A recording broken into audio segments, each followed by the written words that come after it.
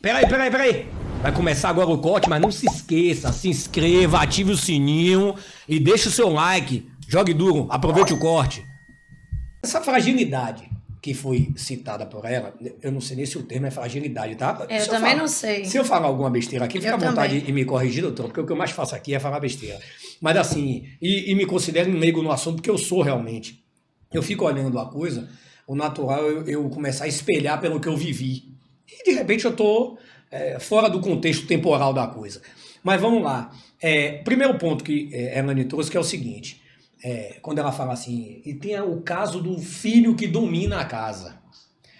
A gente pode considerar que a fragilidade dos pais, ou dos tutores, né? Porque tem aqueles também, não, o pai separou da mãe, o pai falecido. A irmã, a tia. Mãe, quem criou foi a avó. Exato. Você vai ter contextos que são diversos. Mas assim, o tutor, melhor dizendo, você acha que esse comportamento que pode resultar numa violência e tal, você acha que também parte dessa fragilidade, dessa base coercitiva que a criança ou adolescente passa a não ter por diversos motivos? Sim, com certeza. Quando você vê, por exemplo, uma criança ou adolescente que perderam os pais, é criado por uma avó, é criado por uma tia, aí já há uma desestrutura familiar. Há uma família mas é uma família desestruturada. Por quê? Porque uma tia, ela vai ter o olhar dela de tia sobre aquela criança, por mais que ela seja tutora, uma avó, enfim. Você já percebe que há uma desestrutura familiar, falando também da dor dessa criança, desse adolescente, que perde os pais.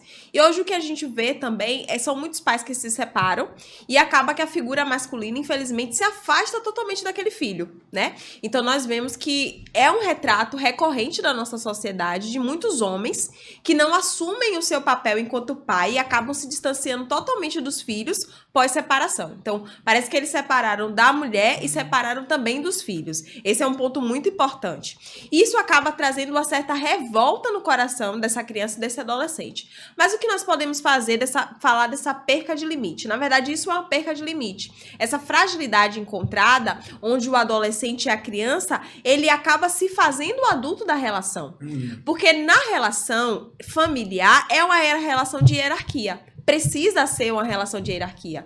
Porque a criança e o adolescente, ela não tem uma maturidade para assumir um papel de responsabilidade que não lhe cabe. Se ela assumir esse papel de responsabilidade, é claro que ela vai assumir um papel totalmente desestruturado, porque ela não tem o cognitivo, ela não tem a inteligência, ela não tem a maturidade necessária para assumir certos papéis. Essa responsabilidade. Exatamente. E essa troca de papéis acontece em diversos contextos. Por exemplo, um contexto de uma família que se sente muito culpada por não dar atenção a essa criança.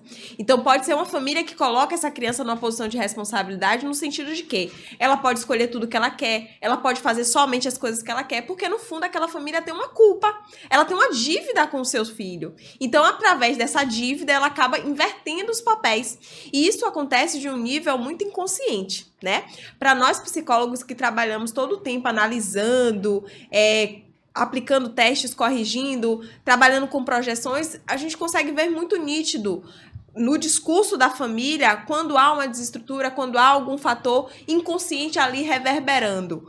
Porém, a pessoa que vive, se ela não tem uma terapia, se ela não tem um autoconhecimento apurado, ela não vai perceber. Não enxerga. Não enxerga. Ela vai seguir nessa linha de reprodução sem perceber o que realmente está acontecendo com ela. Então, esse é o primeiro ponto. Quando a família faz uma inversão de lugares com essa criança. Então, se você vê uma criança, um adolescente, que os pais perderam o limite, perderam o controle e eles fazem o que eles querem, os pais são reféns dessa relação, é porque em algum momento esses pais disseram a essa criança, talvez não em uma frase, mas com atitudes, que essa criança deveria assumir um outro papel na família e um papel do adulto. Então, só que foi uma reprodução que a família não sabe em que momento ela fez essa troca de papéis e a criança, ela entendeu e acabou assumindo. No final, a gente sempre joga a culpa pra criança. Esse menino é terrível, esse adolescente é terrível, a culpa é deles, Sabe né? o que eu vejo